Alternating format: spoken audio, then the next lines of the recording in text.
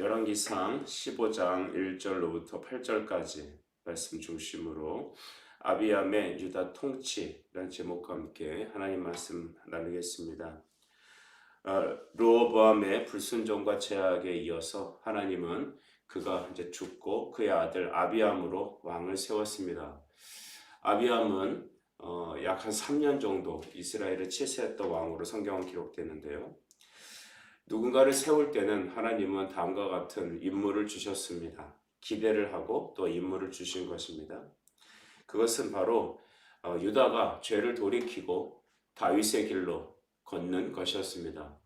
당시 왕의 한 사람의 역할은 그냥 정치인으로서 한 사람이 아닌 바로 하나님의 말씀을 대언하는, 특별히 예배와 이스라엘 전체의 신앙을 주도하는 그런 영적인 자리에 있습니다. 그래서 우리 성도들을 베드로전서에서는 왕 같은 제사장이다라는 표현을 쓰지 않습니까? 바로 왕이 그때 해야 될 역할이 바로 신앙과 예배였던 것입니다. 물론 그 자신도 하나님의 말씀을 항상 묵상하며 하나님을 경외하는 것을 삶의 제일의 자리에 세워야 됐었던 것입니다. 우리는 각자의 하는 일들이 있습니다. 학생이고 또 주부고 또 회사 가고 직장에 있고 자기 나름대로의 일이 있습니다. 그런데 우리는 그 모든 일상생활의 대부분의 생활을 보내는 삶의 현장을 하면서 나는 그냥 예배 드리는 신앙인이고 내 삶은 나 또 다른 영역이어서 열심히 세상 생활을 해야 된다라고 생각한다면 우린 이분법적인 그런 신앙인이 될 수도 있을 것입니다. 삶과 신앙은 하나입니다. 말씀을 또 말씀으로 살아감이 되어야 되는 것이죠. 그래서 삶의 가장 중요한 것은 바로 우리는 예배자라는 것을 잊지 말아야 합니다. 주일 성수하는 것만이 예배가 아니라 그것은 물론 기본이고 삶의 모든 일을 할 때 우리는 모든 것을 예수의 이름으로 행하기에 우리의 삶은 예배가 되는 것이죠.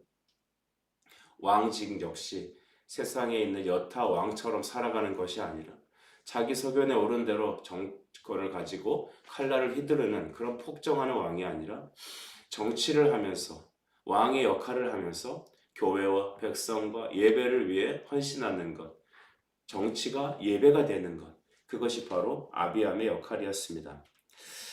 이쯤 됐을 때 하나님은 1절에서 4절까지 말씀 중심으로 아비암의 그 모습을 드러내고 계신데요. 1절에 보면 느밧의 아들 여로보암의 왕 18째 해다, 즉 여로보암 북이스라엘의 왕이 이제 치세한 지 18째 통치라는 것입니다. 그리고 유다에서는 아비암이 왕이 되었습니다. 북이스라엘과 남유다를 성경은 항상 같이 다루죠. 누가 왕이 즉위했을 때, 어느 때에 누가 남유다는 어땠다. 남유다의 왕이 누구였는데 북이스라엘은 누가 또 되었다. 이렇게 두 왕국을 함께 놓고 있습니다.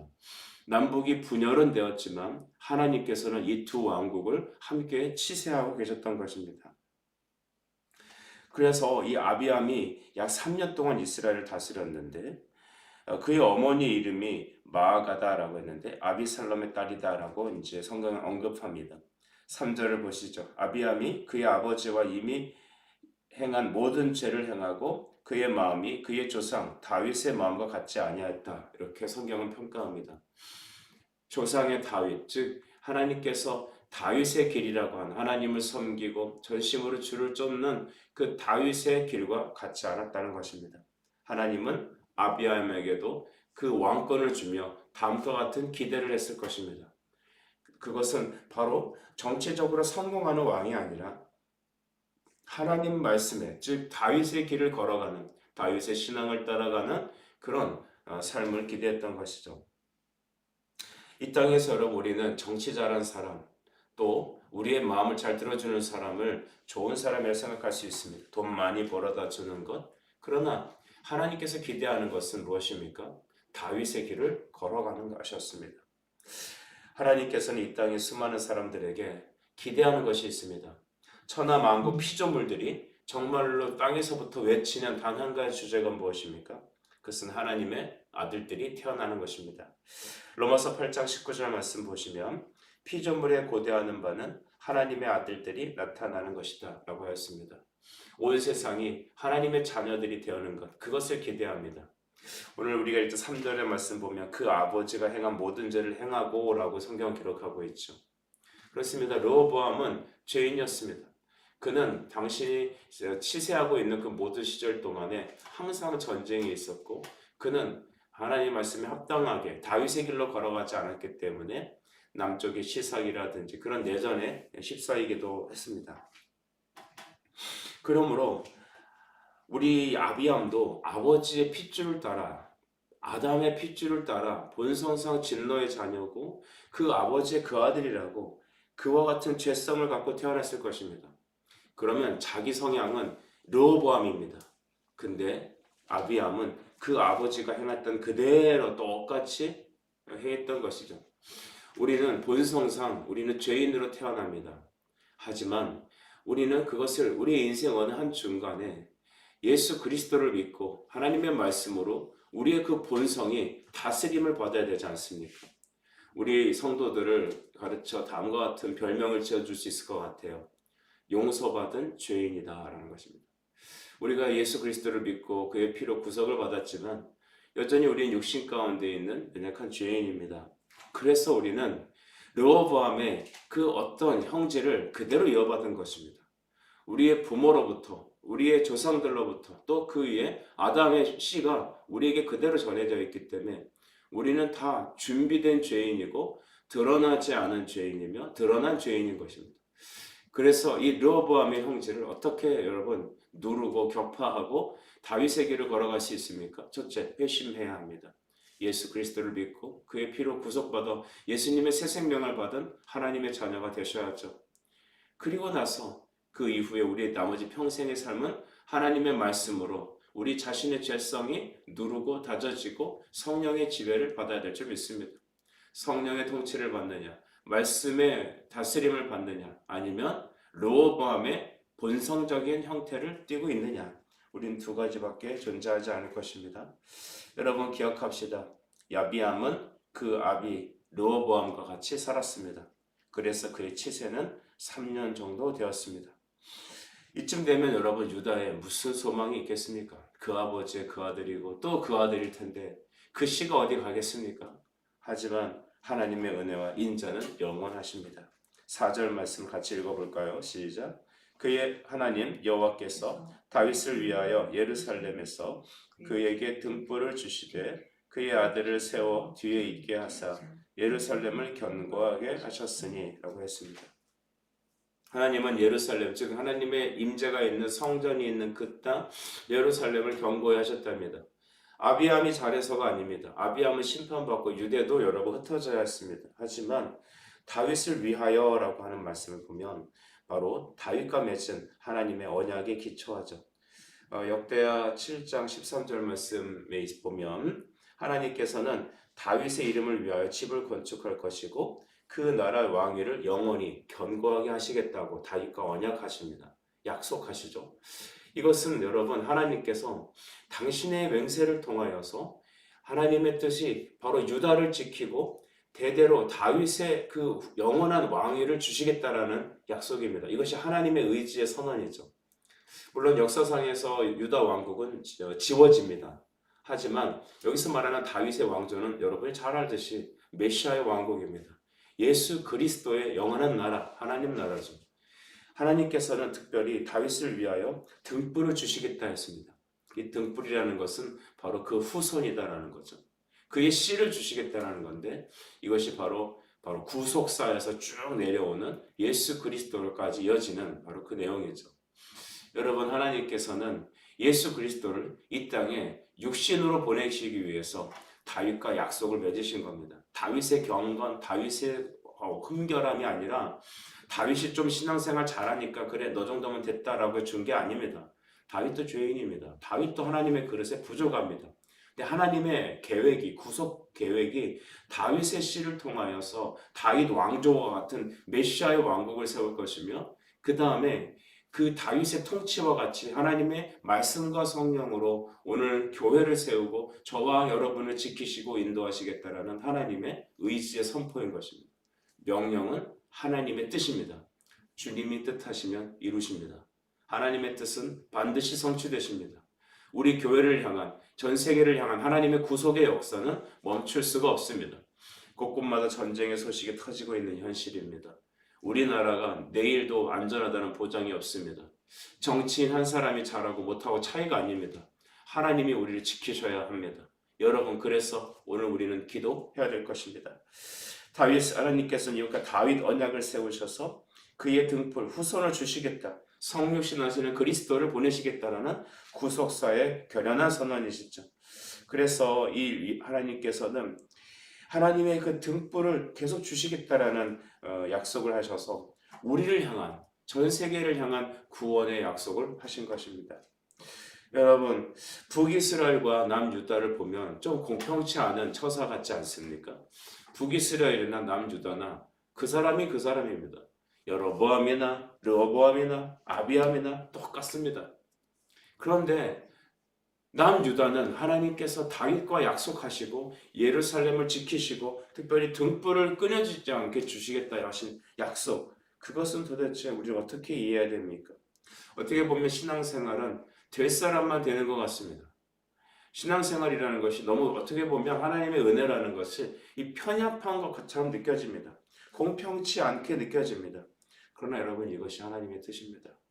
출애굽기 33장 19절 말씀 중반절을 제가 읽어드리겠습니다. 나는 은혜 베풀 자에게 은혜를 베풀고 긍휼히 여길 자에게 긍휼을 베푸느니라. 여러분, 이것이 하나님의 계획입니다. 많은 사람들이 어떻게 불공평하다, 어떻게 하나님께서 일부 사람만 선택하시고 구원하시느냐, 그 공의 하나님 아니지 않느냐. 여러분, 공의라는 것이 우리 생각에 평등하다는 것이 아니라 하나님께서 계획하신 것이 공의입니다. 그래서 기준이 하나님입니다. 토기장이가 귀히 쓸 그릇은 귀히 쓰고 또 천이 쓸 것은 천이 쓰며 버릴 것은 버리고 또한 취할 것은 취하십니다. 그것이 토기장이의 여러분 비밀이죠. 그 토기장이에게 우리가 뭐라고 비난하겠습니까? 당신이 선하다, 당신이 공평하다, 아니다, 우리는 판단할 수 없습니다. 다만 하나님의 은혜가 오늘 저와 여러분에게 내려졌다면, 은혜 주실 자가 바로 우리였다면 우리는 그것에 대해 감사해야 되겠습니다. 여러분, 유다를 지키신 것은 유다 왕들의 경건 때문이 아니었습니다. 하나님의 계획이었습니다. 하나님의 등불을 지켜주시겠다라는 하나님의 뜻이 있었습니다. 하나님께서 뜻은 무엇입니까? 하나님은 이 땅의 모든 사람들이 예수를 믿고 구원을 얻는 것이 하나님의 계획이십니다. 그러나 창세전에 그리스도께서는 구원하실 백성들을 삼위 하나님께서 작정하시고 오늘 우리가 에베소서 1장 4절에 있는 것처럼 창세전에 그리스도 안에서 택함을 받은 바로 성도들, 바로 그분이 여러분입니다. 바로 우리 교회입니다. 하나님은 이와 같이 은혜 베풀 자들에게 은혜를 주시는 것입니다. 그 받은 은혜를 누리는 것이 바로 신앙생활입니다. 받은 자만이 압니다. 또한 하나님께서 구속하신 자만이 이 은혜를 받을 수 있습니다. 이후에 여러분, 아비암은 죽음을 경험하죠. 6절 보면 르호보암과 여로보암 사이에 4년 동안 전쟁이 있었다고 합니다. 여러분, 르호보암, 여로보암 평생에 이 사람들이 한 거는 우상 숭배하고 자기 권력 지키려고 막 머리 쓰다가 남북이 그냥 부딪혀서 싸움질만 한 것입니다. 남북이 르호보암과 여로보암이 평생 한 일은 전쟁이었다고 성경은 기록하죠. 그래, 하나님께서 왕자위를 주셨는데 그것을 단지 전쟁 쓰라고, 단지 너희들의 그 정권을 지키라고 하느냐? 그것이 너희 왕됨이냐? 우리는 이렇게 질문할 수 있을 겁니다. 우리 현실과 비슷하죠. 이 대한민국에 요즘 일어나는 일들을 보면 너무 비슷합니다. 하나님이 그러라고 그들에게 정권을 주었습니까? 하나님이 그러라고 이 땅에 물질과 우리에게 풍요를 주셨습니까? 우리가 누리는 여러분 이 모든 편안함, 안락함, 오늘날의 대한민국의 현실은 하나님의 선물입니다. 우리 조상들, 우리 믿음의 선대들이 기도하고 열심히 노력하고 물론 그것들을 하나님께서 쓰셨습니다. 그런데 그거 누가 주신 겁니까? 조선시대 말 이럴 때는 여러분 하나님이 우리 조상들 열심히 안 살았습니까? 아닙니다. 그럼에도 불구하고 우리에게 준 기회를, 우리에게 준 권력을, 우리에게 준 재정을 우리는 어떻게 활용하고 있습니까? 그냥 우리가 우리 자신을 위해서 쓰는 것, 그것이 바로 르호보암과 여로보암 시대에 살았던 사람들의 태도였습니다. 평생 전쟁만 하다가 그들의 인생이 끝났습니다. 얼마나 할 일이 많습니까? 하나님을 예배하고 또 남북이 하나 될 수 있도록 노력하고 또한 여러분 국민을 살피고 또한 전 세계를 향하여 하나님의 복음을 전파하고 하나님의 이 뜻을 조금만 헤아렸다면 그들의 길은 정말 달랐을 겁니다. 저는 이것을 보면서 르호보암과 여로보암 사이에 전쟁이 있었다라는 걸 보면서 우리 분단된 남과 북도 생각을 해보았습니다. 여러분 6.25 전쟁 이후에 남북은 그 이전부터 갈라져 있었죠. 여러분 왜 우리에게 이런 일이 일어났습니까? 우린 잘 알지 못하겠습니다. 하지만 우리가 오늘 이 말씀을 대하면 이스라엘을 남과 북으로 나누시기가 하나님이시다는 것을 우리 착안합시다. 대한민국과 저 북교에 있는 정권이 나눠져 있는 것은 바로 하나님께로부터 난 것입니다. 남과 북이 나눠졌던 것은 하나님의 뜻이라면 그렇다면 다시 하나 되는 것도 하나님의 은혜여야 합니다. 하나님은 나뉘는 것을 좋아하지 않습니다. 에베소서 2장 14절 말씀 보니까 그는 우리의 화평이신지라 둘로 하나를 만드사 원수된 것 곧 중간에 막힌 담을 자기 육체로 하시고 라고 했습니다. 나뉜 것이 헐어지고 하나 되는 것은 예수 그리스도의 육체로만 가능합니다. 즉 십자가의 말씀으로만 가능하다는 것입니다. 여러분 하나님께서는 언젠가는 남과 북을 하나로 이어주지 않으실까요? 그렇다면 그 중간에 중요한 매개는 무엇일까요? 정치인들의 정치를 잘해서 했을까요? 여러분 그것은 기대하지도 말아야 합니다. 인간으로서 소망이 없습니다. 지금 우리나라의 정치가 그렇습니다. 그렇다면 우리는 무엇을 기대해야 됩니까? 둘로 하나를 만드시는 역사, 그리스도의 육체로만이 가능하다. 즉 십자가의 말씀으로만 가능하죠. 십자가를 믿지 않는 사람들은 여러분 구원을 얻지 못한 백성들에게 십자가의 말씀만큼 어리석은 게 없죠. 그러나 믿는 우리에게는 하나님의 능력임을 믿습니다. 오늘 아비암이 유다를 통치했는데 불과 3년도 안 됩니다.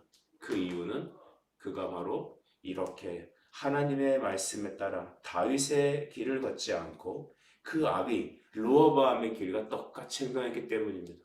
우리도 본성상 자연스럽게 살아가다 보면 그냥 똑같이 이런 길을 갖는 것이죠. 그러나 하나님의 구속의 은혜, 주님께서 남유다를 없애지 않고 등불을 주시겠다라는 이 약속을 믿고 우리도 예수 앞에 나갑시다. 하나님은 나뉘어진 것을 하나로 붙이시고 또한 하나님께서는 우리가 각기 제 길로가 아닌 그리스도께서 요구하시는 복음의 길로 걸어가게 하실 것입니다. 특별히 여러분 오늘부터 3일간 우리가 이제 저녁 때 함께 기도할 건데 교회 세움을 위하여 기도할 때 여러분 헌신하는 마음으로 나와 주십시오. 물론 길이 멀 것입니다. 물론 이래저래 상황도 있을 겁니다. 그런데 여러분 3일입니다. 함께 힘을 다해서 하나님께 믿음의 기도로 나오십시오. 해도 좋고 안 해도 좋고가 아니라 순종의 길, 믿음의 길, 바로 기도의 자리로 순종하고 나오는 여러분 안에 하나님께서는 둘로 나뉘신 것을 하나로 묶으시는 은혜를 주실 줄 믿습니다. 하나님의 은혜가 여러분과 함께 있길 축복합니다. 기도드리겠습니다. 하나님 아버지, 아비암의 통치를 통하여 우리에게 주시는 레슨, 인간으로는 소망이 없습니다. 우리 안에 있는 르호보암적인 요소들이 있음을 고백합니다. 우리는 세상으로 가길 편하고 나 중심으로 흐르길 좋아합니다. 그러나 주께서 우리를 하여금 다윗의 길로 걷기를 원하시오니 주님 우리에게 이 십자가의 말씀으로 말미암아 나뉘는 것이 하나 되게 하시고 분쟁하는 것이 잦아지게 해주시고 또한 하나님 그리스도로 말미암아 하나된 교회와 하나된 예수의 사람들이 되어질 수 있도록 우리의 길을 열어 주시옵소서. 예수 그리스도 이름으로 기도드립니다. 아멘.